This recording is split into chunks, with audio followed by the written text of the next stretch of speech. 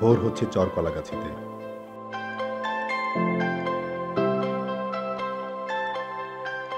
সামনে শান্ত সমুদ্র, প্রশস্ত সৈকত, পেছনে ঘন সবুজ বন।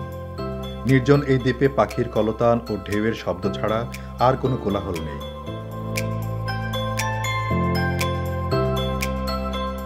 গতকাল রাতে আমরা আস্তানা ফেলেছি এই অদ্ভুত সুন্দর দ্বীপে। সুপ্রিয় ভ্রমণ পিপাসু দর্শক, ডেল্টা টিভি অনলাইনে আপনাকে স্বাগতম।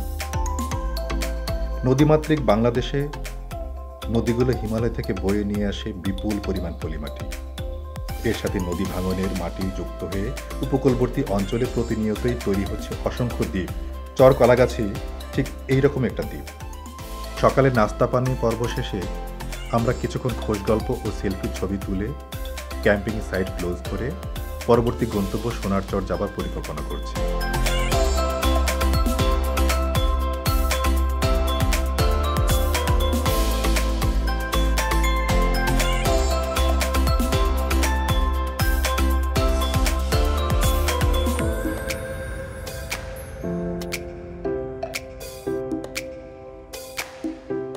কিন্তু আমাদের ট্রলার ভাটার টানে আটকা পড়েছে। জোয়ার আসতে এখনো ঢের সময় বাকি। চলুন দর্শক, এই অবসরে চর কলাগাছি একটু ঘুরে দেখার পাশাপাশি এখানে কিভাবে আসবেন তা জেনে নেওয়া যাক।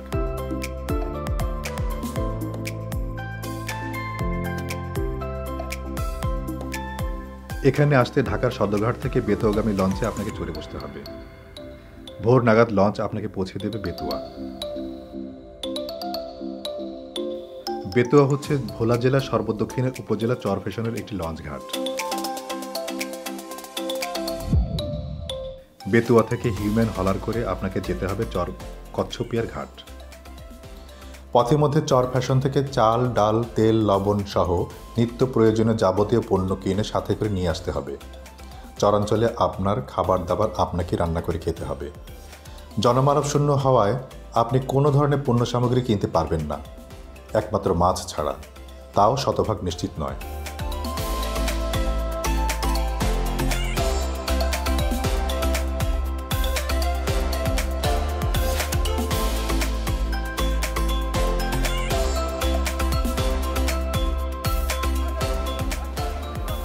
চর কলাগাছি পুরোপুরি জনমানব শূন্য নয়।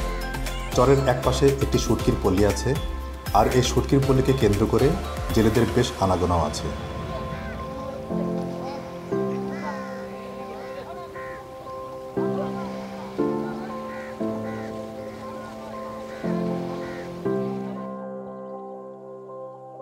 আমরা দুপুরে খাবারের জন্য কিছু ইলিশ মাছ জেলেদের কাছ থেকে কিনে রওনা দিলাম সোনারচরের উদ্দেশ্যে।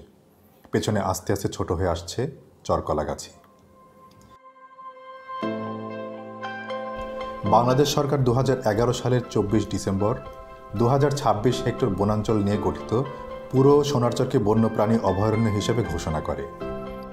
তারও অনেক আগে ঘূর্ণিঝড়ের হাত থেকে রক্ষা পাওয়ার জন্য উপকূল ঘেঁষে ঝাউবনের বেষ্টনী ও পুরো চর জুড়ে বনায়ন করা হয়। আমরা ঝাউবনের ভেতর দিয়ে ট্রেকিং করে সোনারচর সমুদ্র সৈকতে পৌঁছানোর চেষ্টা করছি। এটি হচ্ছে সোনারচরের সমুদ্র সৈকত। সৈকতের বালুর উপর সূর্যের সোনালি রোদ পড়ে পুরো সৈকত সোনালি রং ধারণ করে বলে এই চরের নামকরণ হয়েছে সোনারচর। এই সমুদ্র সৈকতের আরেকটি বৈশিষ্ট্য, কুয়াকাটার মতো এখান থেকে সূর্যোদয় এবং সূর্যাস্ত দেখা যায়।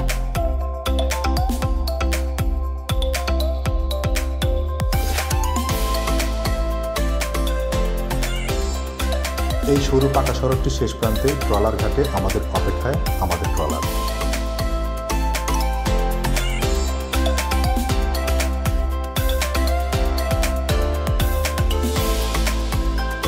সুন্দরবনের মতোই সোনারচরের মধ্য দিয়ে বয়ে গেছে বেশ কয়েকটি খাল, যার একটির ভিতর দিয়ে আমরা ভ্রমণ করছি।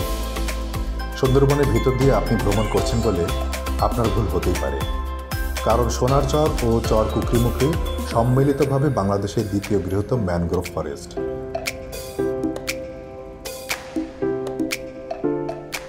এই বনে প্রচুর কেওড়া, বাবলা, খৈলা, গোলপাতা, করমচা, নলখাগড়া ও জাম গাছের দেখা মেলে।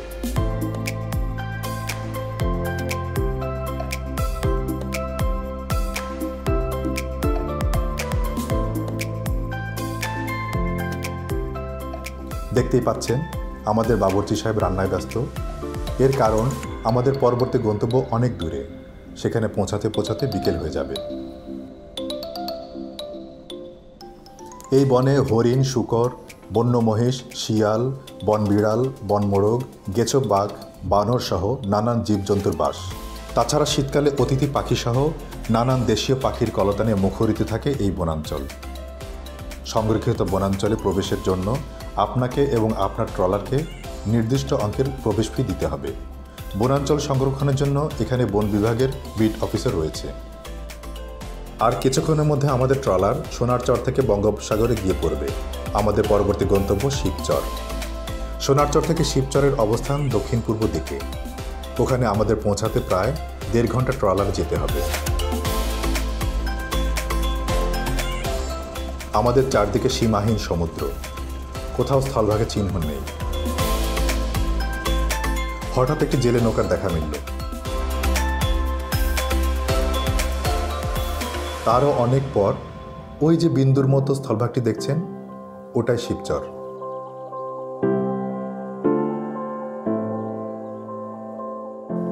অগভীর এই সমুদ্র অঞ্চলে 60-এর দশকে একটি পণ্যবাহী জাহাজ ডুবে যায়।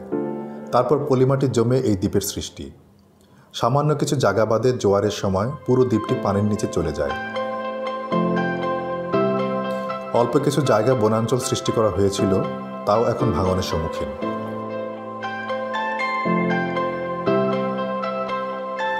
পুরোপুরি জনমানব শূন্য এই দ্বীপে আজ রাতে আমরা রাত্রি যাপন করব।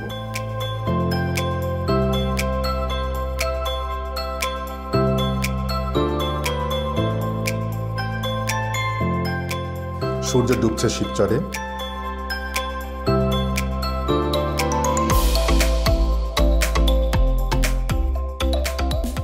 রাতে থাকার জন্য তাঁবুও প্রস্তুত। ক্যাম্প ফায়ার হবে না তাও কি হয়? বেশ কিছু ফানুস পোড়ানো হলো। আমাদের কেউ কেউ রাতে জাল ফেলে মাছও ধরার চেষ্টা করল।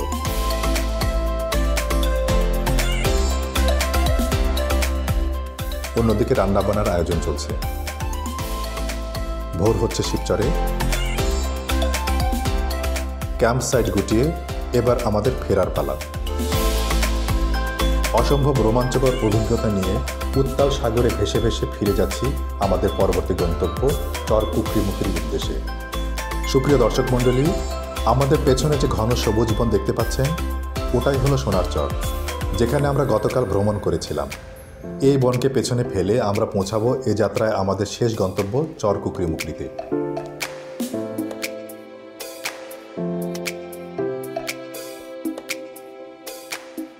এটি হচ্ছে চর কুকরিমুখরি সংরক্ষিত বনাঞ্চলের ট্রলার ঘাট।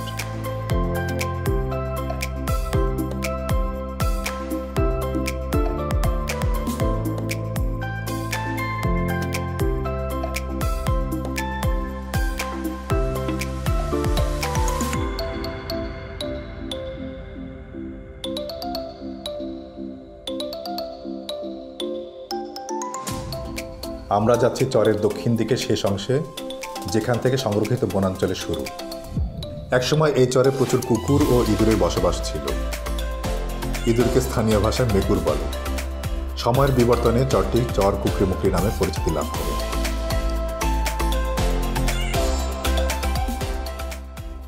৮৫৬৫ হেক্টরের এই চরের মাত্র ২১৭ হেক্টর সংরক্ষিত বনাঞ্চল। বাকি চর জুড়ে জনবসতি। এই বনে হরিণ, বানর, শিয়াল সহ নানান জীবজন্তুর বাস।